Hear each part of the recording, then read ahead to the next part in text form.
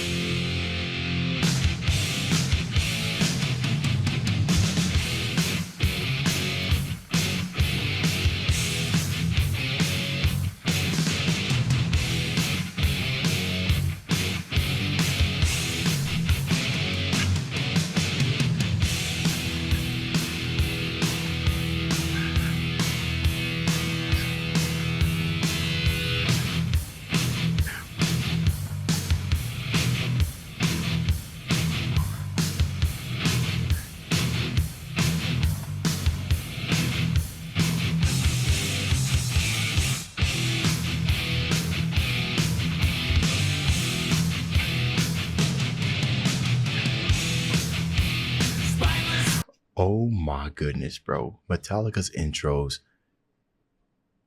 will always stay as like some of the best stuff that you're gonna hear, right? Before they even start singing, right? You already rocking out. I really love how this kind of, now that I looked at the definition of leper, right? Which we're gonna go back to it, says, a person who's avoided or rejected by others for moral reasons. I'm saying moral or social reasons. So, I mean, honestly, given this definition, this is very prevalent today, right? Whole lot of people, you can kind of look at this as people who get canceled, right? For moral or social reasons. For most of the people, I mean, actually it's both, right? Moral and social reasons why people get canceled. You know what I mean? But what's very interesting is the way that it kind of just began, right? It's almost like you just like somebody, and then all of a sudden these heinous things start coming up and it hit you like a ton of bricks, right? So all of a sudden, your perspective about this person starts changing, but it's such a hard hitting change of perspective that sometimes you might not be able to deal with it. That's how I like to look at that intro, right? Because they wasted no time getting straight into it. Now, another thing that I really liked here was kind of like it almost kind of like it was like a reverse snare or something right into like the power chord, if that's what you want to call it. That gave me the idea of maybe somebody who is, a leper who is avoided, trying to kind of get back into society, but then the door is kind of just slammed shut, right? Slam shut right in front of them. So we'll probably hear it a couple of times more as the song progresses, but like every time you try to come up, it's like, boom. You guys know that the reverse part was like, and then it continues to be a little bit more aggressive, almost to signify that dealing with the aftermath, right? That rage and everything, that there's not really much you can do about it, but kind of just go through the motions. Okay, those are just my initial thoughts about the intro. Also, the groove. Oh my goodness. Yeah, this is a headbanger for sure.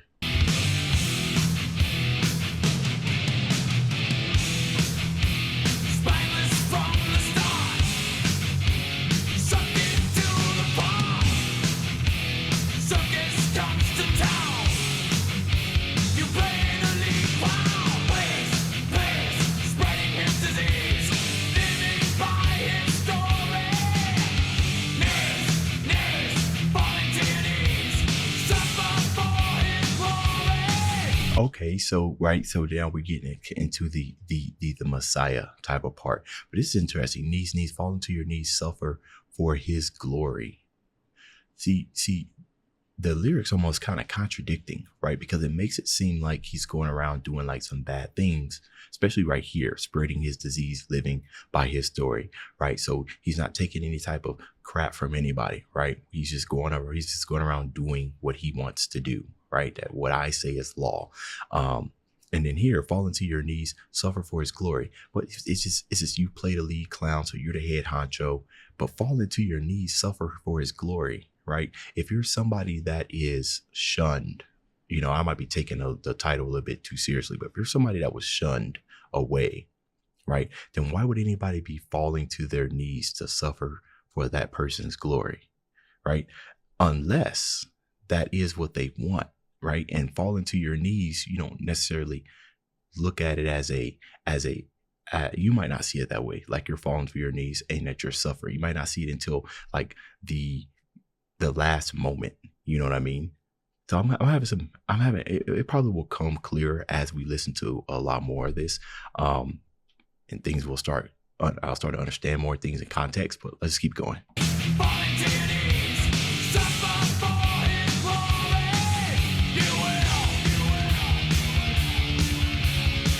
mean, the only thing I could think about is, person who is shunned away, right, for social and moral reasons, right? You kind of think that somebody might want to come back from that. But what if that's what they want and you're just playing along, right? Then some of the lyrics here would make sense. Yeah.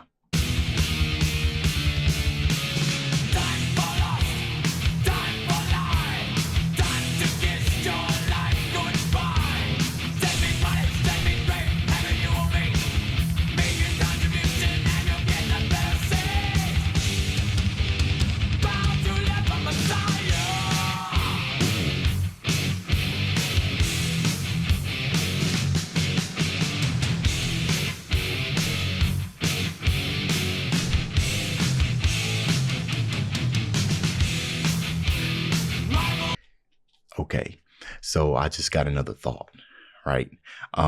You remember way back was it in the 90s? Maybe it was in the early 80s, right? Probably it was running rampant around the time of this album release. But there were some preachers out there, you know what I mean? And they were pretty much faking stuff, they're like fake preachers, they would call out people and everything, and they'll say, oh, I'm gonna heal your illness in the name of the Lord and everything. But what they really had was like paid actors and stuff like that. But what they ended up doing was just wowing people. Like you said, Marvel had the tricks. It was just all smoke and mirrors to get you to buy more and to, send them money and everything. And they disguised it as tithes and everything. That's my line of thinking right now. I mean, it could mean that because now that person those type of pastors have been discovered for the most part. Like I would like to think that type of scam is a thing of the past, but scammers, they get crafty, but those are the ones that are shunned away, but they've become masters at their craft. So you could call them kind of like messiahs, right? So you develop a following. I'm just thinking.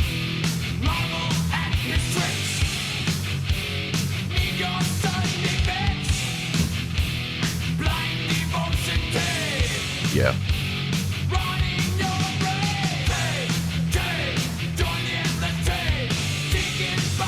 Yeah.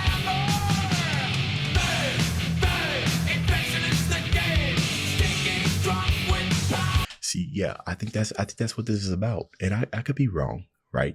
But I love this. Infection is the game, stinking drunk with power. Infection, right? Think of infection as the pyramid scheme. Right? Not like actual infection, but the pyramid scheme. You see all the glamour, you see all this, and you want this for yourself. So of course you're going to join into it. So,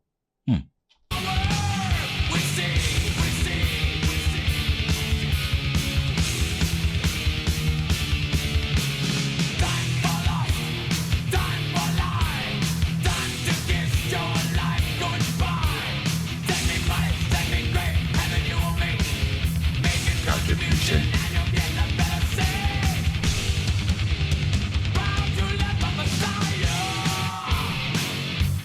This groove.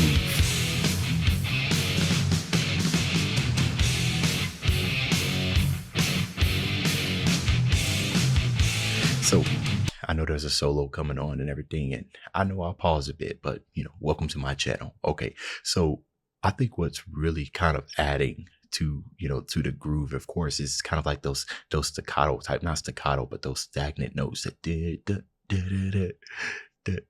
there's just something about space being left in music, right? That kind of allows your body or your emotions to kind of feel it. You know what I mean? It's like, what's coming, what's to be expected, but them leaving that space in between it, that your mind is filling that space with whatever, and it's making you rock even harder because you know something else is coming. I mean, come on now. Oh man, this got to be one of their top grooves.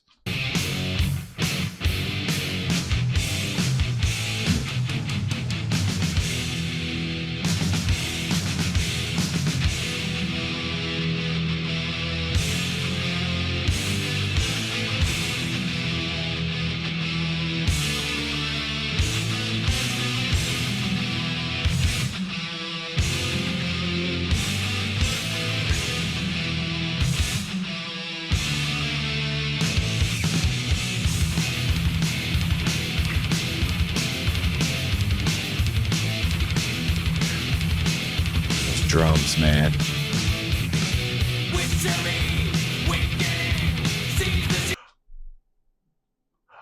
Oh, oh wow, I'm so glad the way that these lyrics kind of came in, because this is just almost kind of like the lines of my thinking. Now that I got this image, and there's a specific pastor that I have in mind that was going rampant doing all this type of stuff. But the way that the beginning, how it began, it almost sounded like a prelude to evil that was about to happen, right? But you can't just spring that type of stuff up on people, right? You have to do a little dance, right? You have to show a little of the future, show a little peek of what possibly could be. This is what you could have, right? So since the rhythm kept going da da da da da da da da, it kept looking like it was a prelude to something, and then all of a sudden the rhythm just kind of picked up, and I kind of got a sense of like just chaos, just like everybody just gathering around, everybody feeding and wanting this type of stuff and everything. And that's when it got you on the hook, right? And then, of course, James comes in and says, witchery, weakening, sees the sheep that are gathering, right? That's just the thoughts I had in my head, that this is the gathering right here. That's that fast rhythm. The beginning of that part right there was the sermon, was the preaching. It was all the falsehoods and falsities that were promised to you. And now, like a broke person, you sitting here waving $100 bill, and every time they get close to you, just moving it away, telling them if they take one more step, they'll be able to get it. And they just keep falling over themselves for it, believing it every time because they're so desperate. Okay, that's that gathering right there. That's the witchery. Witchery.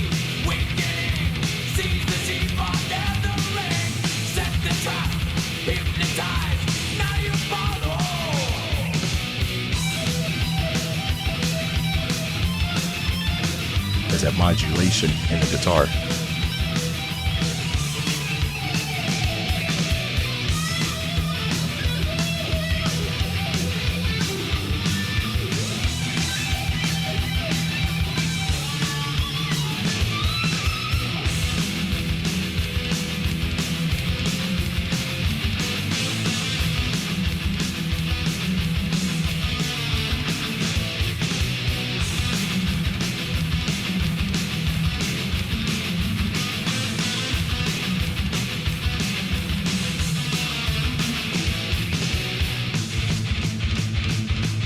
The rumbling right here.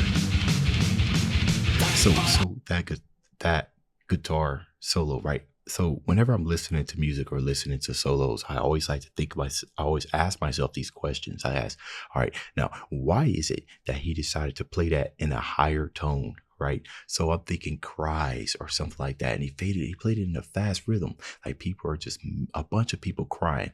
And then not only that, but he modulated almost as if the cries are getting more sharpener, right? They're lashing out a little bit more. He continued it over and over again to give us that sense of repetition that this is happening in mass, right? And it's happening fast. And then he modulated down. It almost kind of sounded like he was going down a chromatic scale to signify the fall, right? That you finally reached close enough to that $100 bill. You grabbed it and then it disappeared. It was a trick all along. Now look at you, where you left that. And then where you left that, you left it on the ground. You might be rolling around. You might be rumbling because it's just sad. That's what I think just happened right there.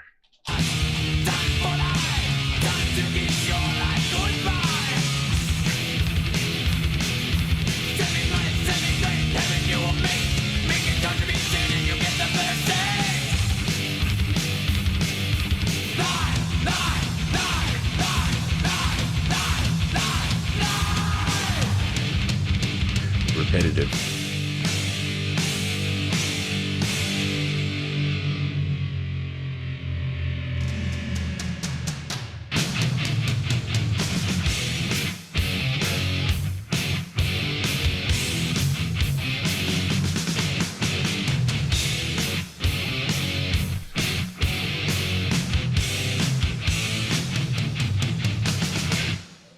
Okay. Okay,